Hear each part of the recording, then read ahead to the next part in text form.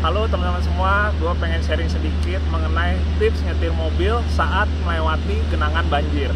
Yang paling utama sebenarnya sebisa mungkin hindarin kalau ada genangan banjir untuk mengurangi resiko berlebih. Tapi kalau kita terpaksa harus melintasin banjir, yang perlu diingat adalah pertama kita harus tetap tenang. Jadi ada beberapa hal yang harus diperhatikan sebelum menerjang banjir, saat sedang melewati banjir, dan sudah melewati genangan banjir. Pertama yang kita perlu ketahuin beberapa hal, mobil kita matic atau manual, mobilnya diesel atau bensin. Pada intinya, kalau untuk mobil yang bensin, itu sebenarnya dia lebih rentan terhadap air dibandingkan mobil diesel. Nah, apa yang perlu diperhatikan dari mesin-mesin itu? Jadi yang paling perlu diperhatiin adalah intake udara atau tempat udara menyedot masuk ke dalam mesin. Jadi bukan knalpot sebenarnya pada intinya. Kita ngomongin knalpot dulu. Kalau knalpot pas lagi tergenang banjir atau kerendam, itu selama mesinnya masih nyala, si air banjir itu nggak akan sampai masuk knalpot.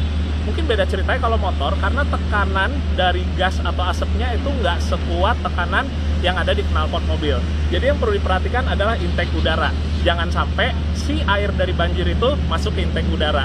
Jadi sebelumnya, kita sebelum melintas, kita masukin di gigi 1. Kalau yang matic, taruh di L atau di 1. Dan selama kita nyetir di genangan banjir, jangan ngoper-ngoper gigi, baik yang matic ataupun yang manual. Kalau yang manual, kita jangan pakai koplingnya pas lagi di dalam genangan banjirnya. Karena saat kita nginjek kopling, itu ada resiko si air banjir masuk ke dalam transmisi kita.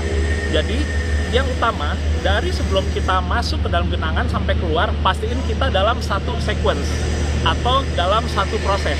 Jangan sampai berhenti di tengah gitu. Terus gimana cara ngelewatinnya?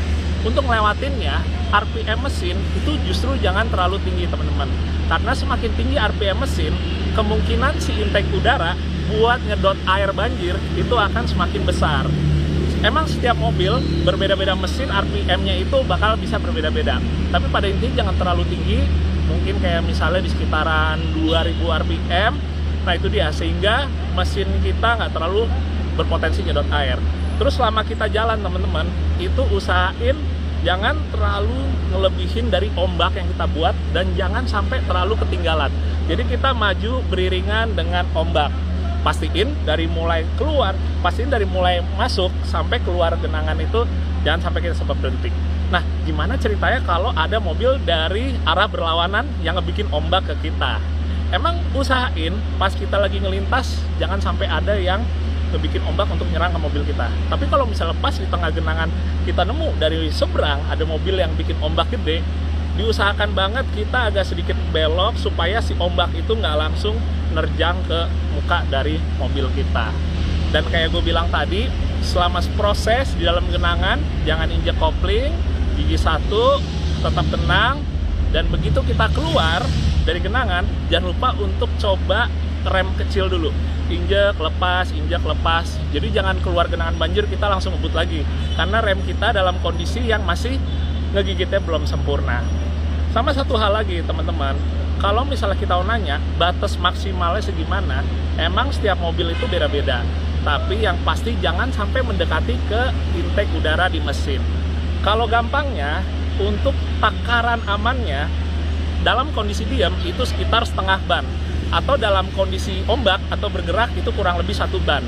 Jadi jangan sampai dalam kondisi diam itu udah deket-deket sama ke lampu utama mobil.